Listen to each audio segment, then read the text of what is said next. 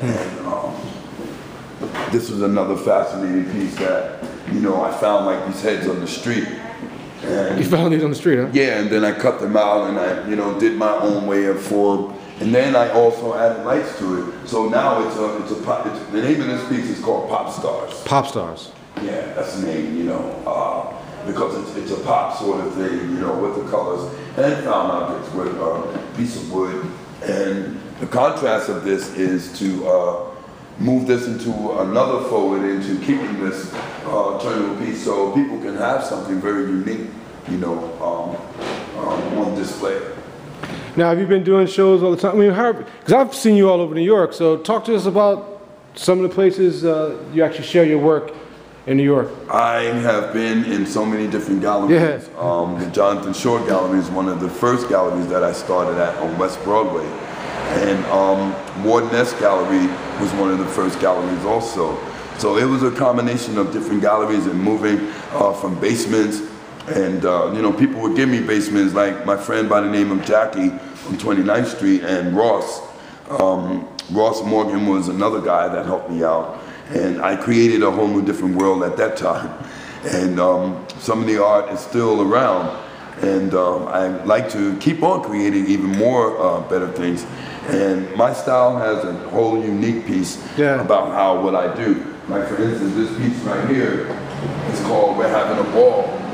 You know, how can you not see that they're not having a ball? Two people sitting down and, you know, with a smile on their face. When you think about New York and art, I don't know, just you have your own vision of it. Like, what has it done for you in terms of just opening up and helping you grow? It had helped me to be very happy and content on my passion and what I like doing. I would be a very bored person if I didn't have a paintbrush in my hand or if I didn't create something that would keep me going. I've been very prolific in a way to where every time I do something, it's a different piece. And the extraordinary thing is to capture people's eyes more than how I feel. I think people can judge for themselves.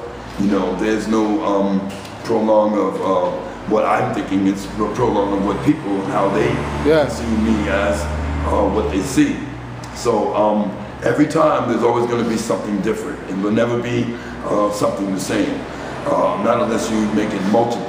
So I have a multiple mind, multiple colors to what I extraordinary to, you know, to paint tomorrow or for the future. Just curious, like today you're here, like were you always painting, just gathering your work and then at some point you were sharing it? I mean, were you just always painting, just putting it to the side, no one knew about it? Just talk about the development of an artist. There have been a lot of things that people have not seen, and I've been wanting people to see a lot of things. And FB Gallery had gave me that chance to express a lot of people to coming in and seeing what this artist have created. There are things that have probably been around and people haven't seen, but they will be able to see it. Got you.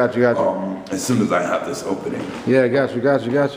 Anything else you want to share? I mean, dude, I'm loving your whole story. Any advice or anything? The way of life. These Usain Bolt shoes? Yeah, this is a pair of sneakers that I turned into one of my names that I've been using called Ms. Zyke. Ms. Zyke. Ms. Zyke was a name that started back in the urban wardrobe fair back in the 70s and 80s. And the black movement and different movements were going on that people had slang names. One of my slang names were Ms. Zyke. Ms. Zyke is everywhere. Some people would probably recognize it and some people probably would notice that that was a name that I captured. But they never really noticed that how I moved that name into canvases. So I moved a lot of different things that I've been trying to describe as not only as a graffiti artist, which I'm not, but I use that name into graffiti, into paintings. Gotcha. So if you see Ms. Zyke, you know that's me. So you're a big believer in what doesn't break you makes you stronger? Yeah, I do believe that if you can devote yourself and dedicate your life to what you can do as any art form on this planet, you can move into a whole new different dimensional and never give up certain things, because you can possibly make things happen as an artist. And I believe this is a really exciting moment of my life right now, because I is just so happy about expressing all this art to people. So it is amazing, dude. Thank you. How do people find you? How do people find you? They want to reach out to you. You can find me through FB Gallery. You can find me through PrinceMichael1@gmail.com. You can find me through themagicrug.com. Gotcha. A book by the name of Tom Matthew is another writer dealer that captured a lot of my artworks and turned it into a book that was in 40 countries. Wicked. And if you go online, you'll see all the other different abstracts and paintings that are children Christmas stories. And there's all sorts of things under Patrick McMillan, the big photographer. You will see me and him online with other different big artists and people. And there will probably be many, many more different things going on. Yeah. So I'm looking forward into a lot of. Do you see this as like a legacy, or what do you want to leave behind? Are you leaving behind oral history, visual history? I'm leaving behind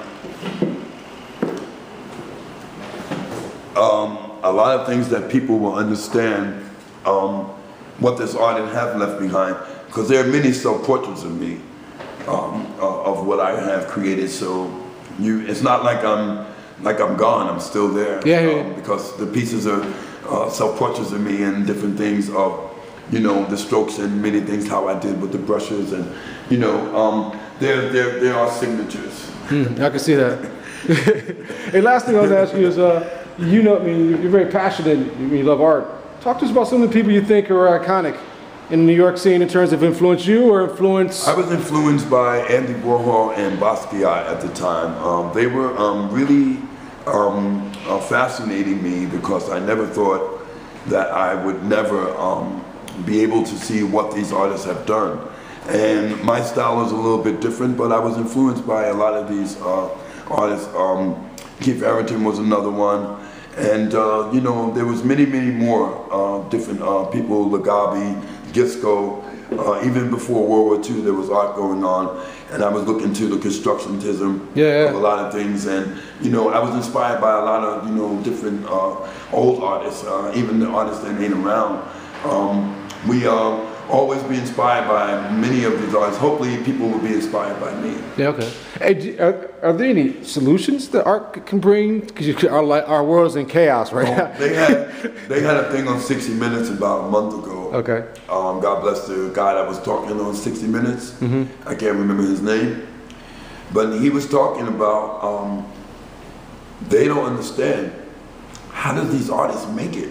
Yeah. These artists are selling their work. They're making it, they're doing it in these kind of times, and people wonder, like, how did this happen? How did these artists keep doing it? Well, in the art world, it's a whole new different world. And I would tell a lot of people, and I'll say only one thing: welcome to the art world. Wickedness, love, dude. Thank you very much. Thank you. Love that, dude. Okay. What the fuck? I love that.